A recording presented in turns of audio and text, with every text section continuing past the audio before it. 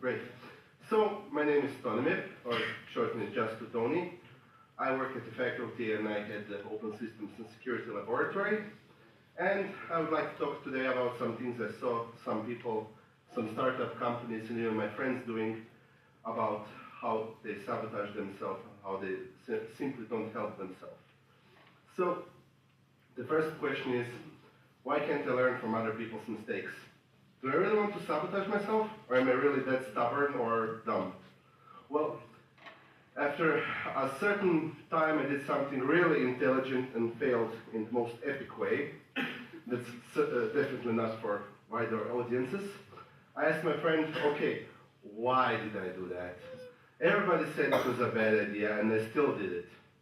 Well, what happened was, he told me, well, that your stubbornness or that you can't learn from other people's mistakes is an exaggeration. You have free will. You wanted to try to do something actually different. So, what really happened is, I figured out if we wouldn't try something different now and then, we wouldn't do something interesting now and then. How can you try to do something better if you don't try to do it different? And I think that sometimes doing something in a different way pays out. If you can fail without that the cost of the failing isn't really high, well, just try to do it different.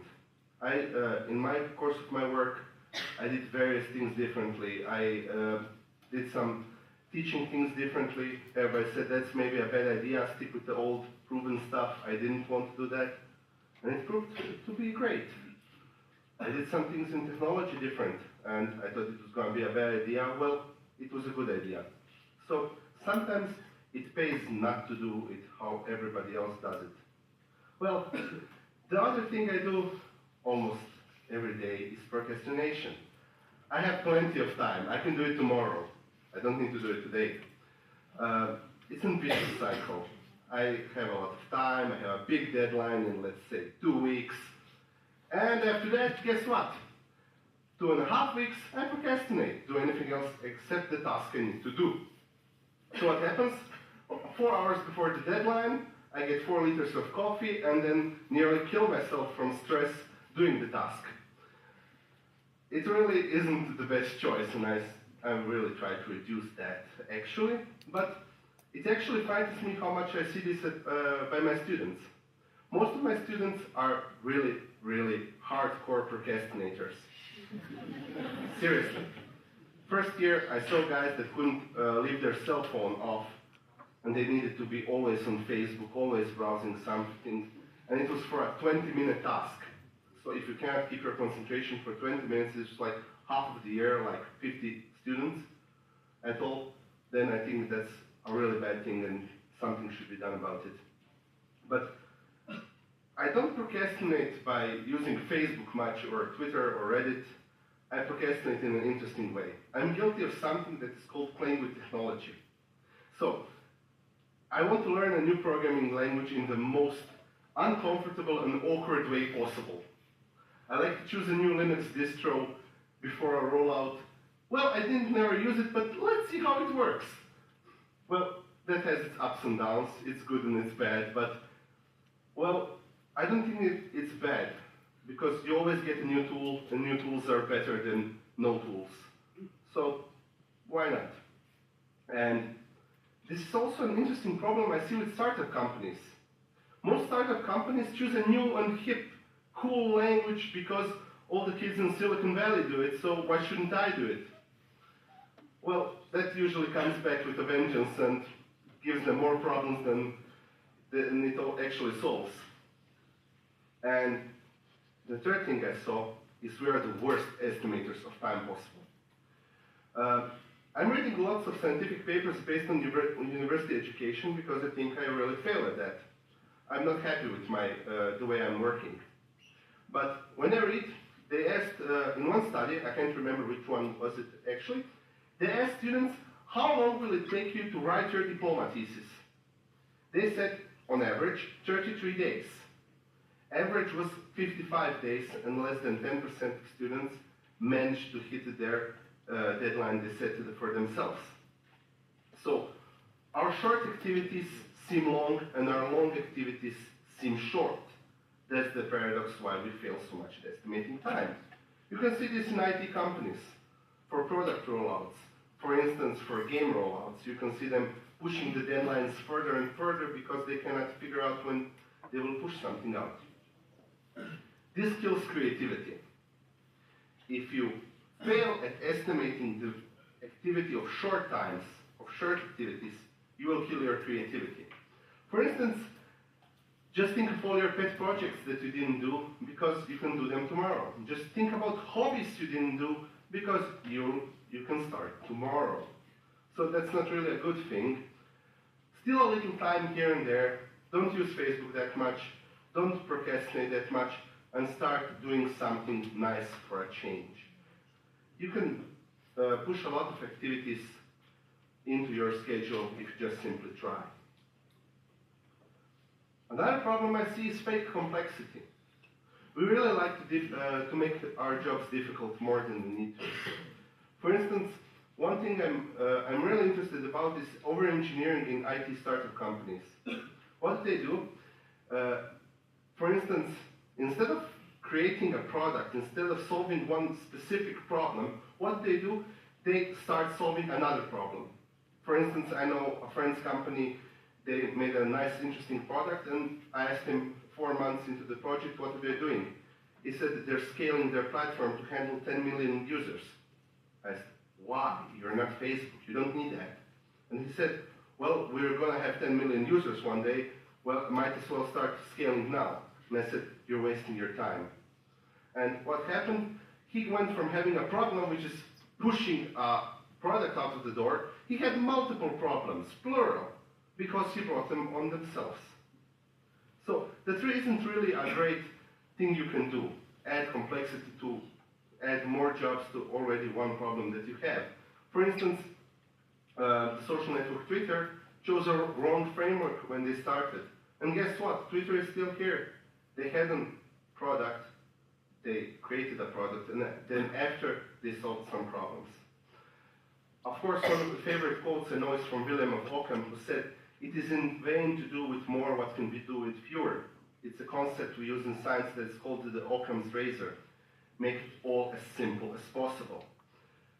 Well, now that we know some of this, how can we help it? First thing is focus. I like Linux. I like Unix-based operating systems a lot. Their main philosophy is write programs that do one thing and do them well. Well, it's interesting because if you want to solve a big problem, try solving it as a small step of connected pieces. Solve it step by step. Focus on one thing, solve it, connect it with the others. It will be way simpler than trying to solve the whole thing at one time. As Aristotle said, the sum of whole is greater than the sum of parts. Also, for instance, don't try and over-engineer it. Focus on what you're trying to achieve. For instance, Google, Facebook, Twitter, Microsoft, Apple, all of them didn't want to do a specific successful IT company. They scratched their own itch, and their success was that their itch was actually an itch of many people, and they had a big product base. Think. I was in high school when my friend came back from Germany, and we were programming something, and he said, "Why are you just starting to program right now? Plan a bit." I said, "I don't need planning." I was in high school, I think first or second grade, I think. He said, "Tony, 5 minutes of planning will save you 50 minutes of doing it wrong. So get some paper. And introspect, check out some interesting angles, because you might be doing it wrong at the start." Also, did I say focus? I lied. When you have a specific problem, try to look at it at a broader perspective. Check out some other angles. You might see that the solution for a problem is way more simpler than you thought. For instance, I'm working on a really hard problem right now, and I found out the solution of the problem in bioinformatics, in DNA sequencing, which is really interesting when you think out of the box. So start thinking outside of the box. Coffee with anyone is better than any procrastinating activity. Great minds discuss ideas, average minds discuss events, and small minds discuss people, as Eleanor Roosevelt said. And share with people, comment, talk about ideas. It is far more productive than you would believe. Your friends can give you great ideas, and ideas, by sharing, get more value. And now for the harsh truth. Really, no one cares about your next idea for the next awesome startup, new Facebook killer, multi-million-dollar page. Nobody does. Why? Because if they would have done it, they would have already done it. One thing I'm really angry about is how people in this time I see, they close up all the knowledge, they do not want to share their knowledge, they do not want to share their ideas, they do not want to share any potential with anybody. Why? Because they're afraid somebody's going to steal it. Well, no, most of the people won't steal it. For instance, Google and Facebook. For instance, everybody uses Facebook, and Google Plus is out. How many of you are more active on Google Plus than on Facebook? Can I get a show of hands? See, Google also created a social network, and Google is bigger than Facebook. So, instead of screwing around or ranting or just trying something, do something. It doesn't matter what you want or what you want to do. What matters is if you actually do it. Find the right project, make it happen. It doesn't have to be a next entrepreneurial step. It doesn't have to be a program. It can be anything. You can start a business. You can start your own portal, making education free for everyone. You can start an idea. You can start helping someone. Just start doing something. It's better than doing nothing. Be creative and contribute to the world. If you remove your ego and try to be excellent to each other, you'll see that actually good things come back to you. Just try and contribute to the community. You'll see that it's really useful. If you think that you're too small or that you can't help it, and any other BS reason you keep telling yourself that you actually won't do it, Margaret Mead said, never doubt a small group of thoughtful, committed citizens can change the world. It's the only thing that changed it. So, what fundamentally matters is what you did for the world, the community at whole, and not what you plan to do. So, do something. Thank you.